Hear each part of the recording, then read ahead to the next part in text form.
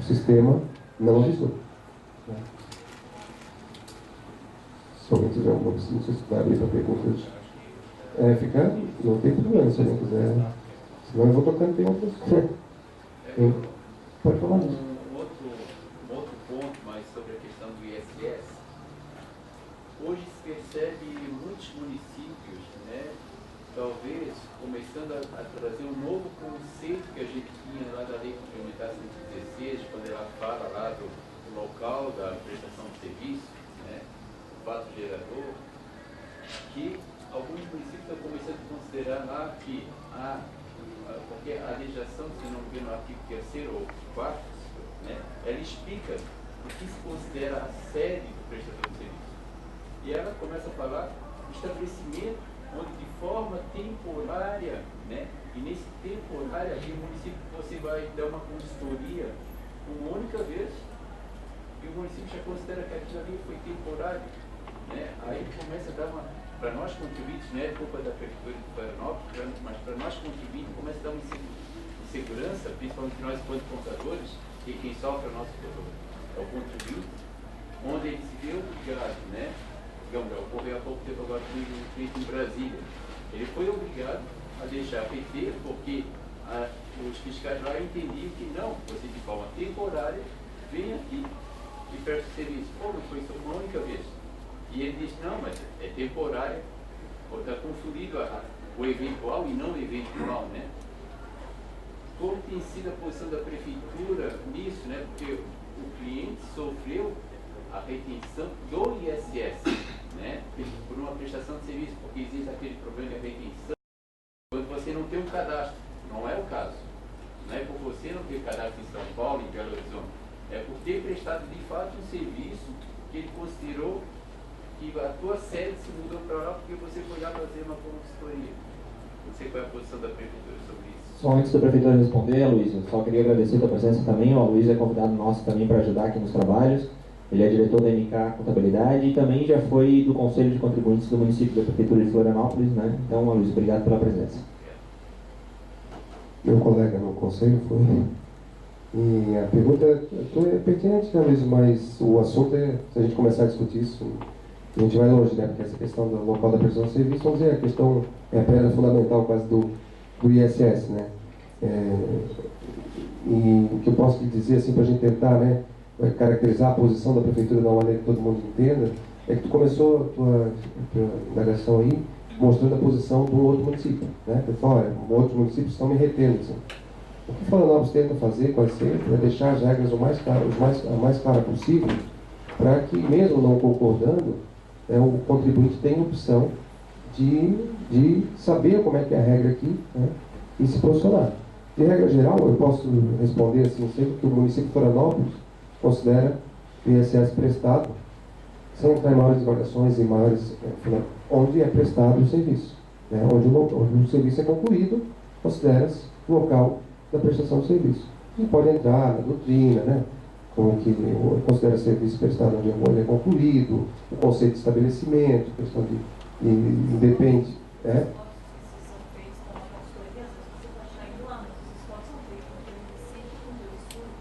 Perfeito. É isso aí, o esforço humano. Serviço é esforço humano, não é de máquina. É esforço humano, uma vigilância. As câmeras estão em outro município, mas onde é que está a pessoa que controla? Eu estou entrando no tipo de contrato, se tem saída eventual, se não tem. Isso, né, são mas a obrigação de vigiar, né, é feita por uma pessoa. Ela está sediada em um determinado local, é ali que o serviço, a princípio, se for esse tipo de contrato, né, considera-se concluído. A posição de Florianópolis nessa questão, sendo assim bem assertivo, vou tentar ser, né, porque a questão não é para ser respondida assim, mas é que o ISS é dividido com o local da prestação de serviço. De regra geral, a gente não tem CEPOM, é o cadastro prestador de outros municípios, como São Paulo, Rio, Curitiba, Porto Alegre, Belo Horizonte, se eu não estou enganado.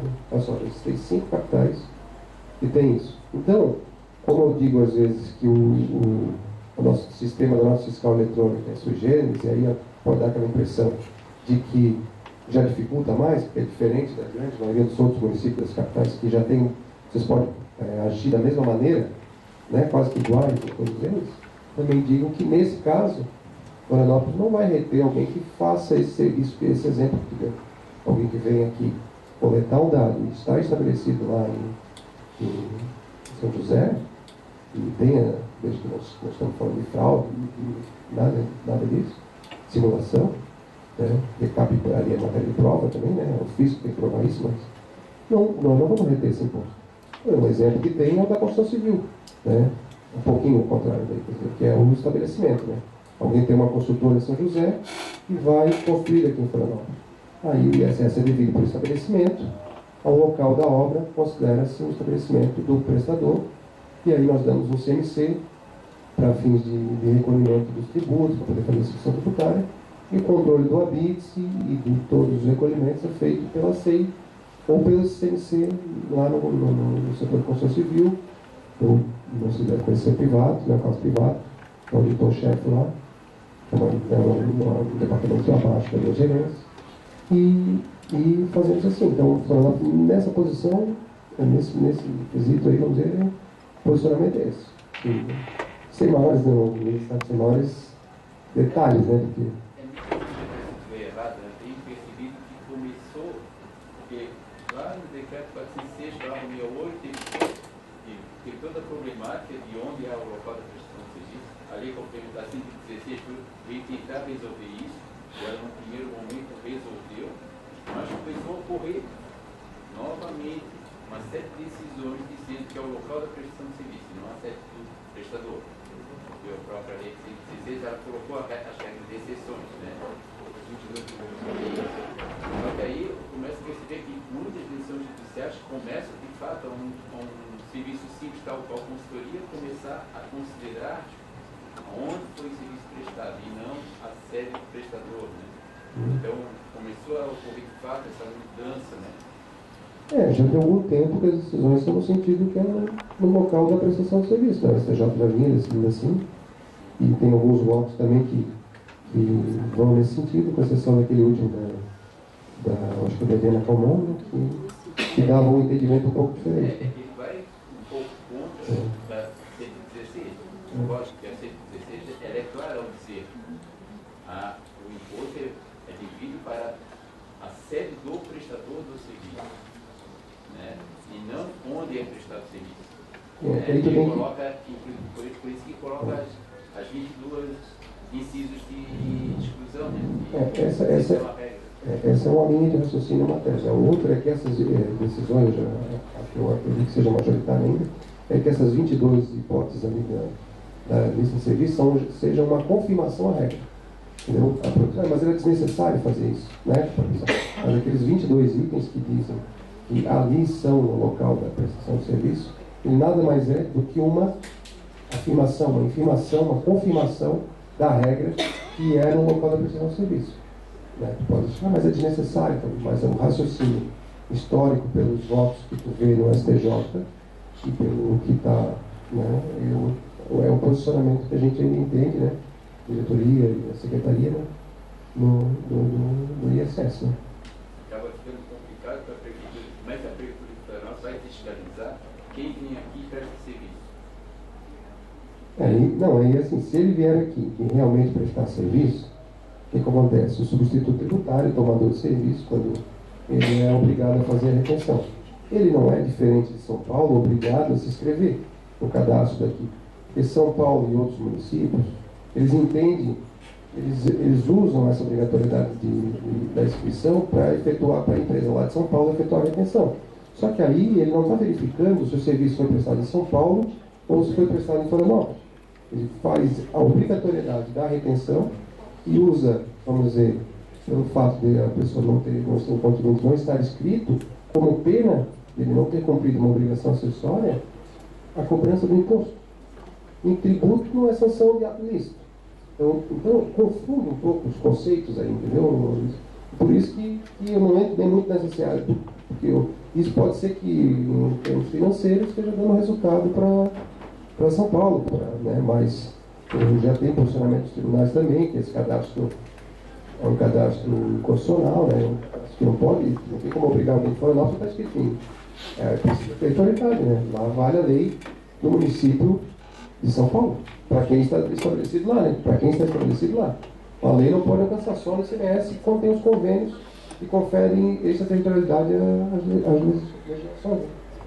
Para concluir, né, eu insisti nisso, a questão, digamos, tá, e os sistemas da prefeitura estão preparados para alguém ir no meu escritório de São José e eu exercer essa petição para um serviço de consultoria, por exemplo? Sim, tu vai fazer a GIF-ST, o serviço que tu tomou. Porque o sistema hoje não está preparado só para a área da construção civil? Não, GIF-ST. GIF-ST, qualquer serviço tomado, qualquer um, já de tempo. Tranquilo. Está preparado? Obrigado. É a retenção de São Paulo e um pagamento adicional por cobrança da prefeitura de Florianópolis. Aí é uma ilegalidade, que a gente não consegue fazer nada. Esse é o nosso dia a dia. Nós estamos com vários casos assim.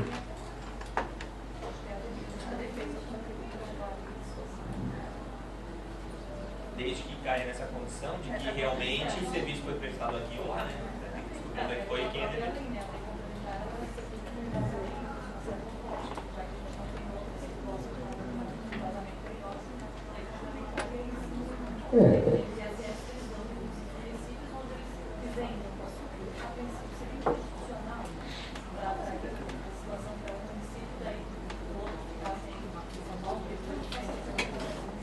Benefícios fiscais, né? Isso é uma outra questão, mas o que eu estou querendo dizer aqui, como eu sei que vocês trabalham no campo, é mais objetivo e mais prático, para que vocês possam raciocinar como vocês estão no dia a dia.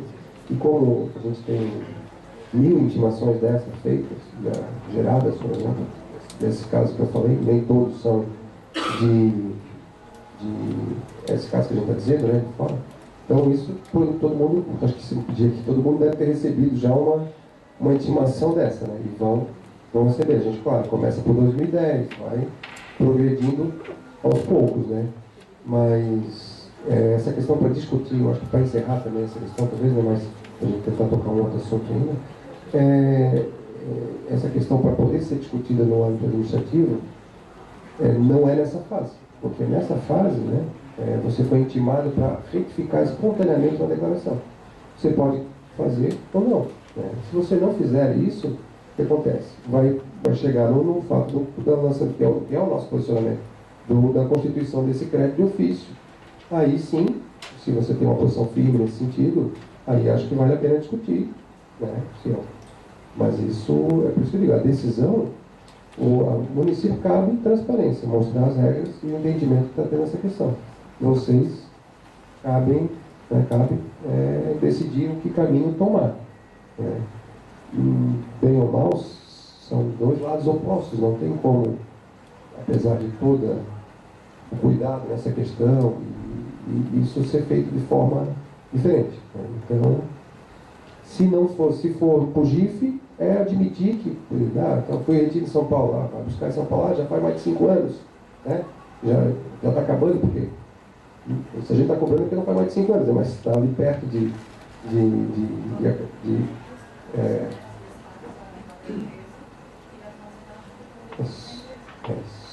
isso só depois notificado para recorrer ao conselho e discutir a área. Pelo menos 5 anos, né? 6 anos, né?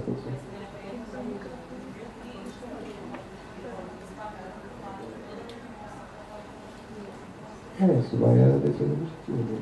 Só que aí às vezes tem que decidir, porque aí tem sempre a multa, né, do ofício, né? Que é o que agrava a situação. E essa decisão que eu acho que é o mais difícil, que vocês têm que orientar, né, aí os contribuintes.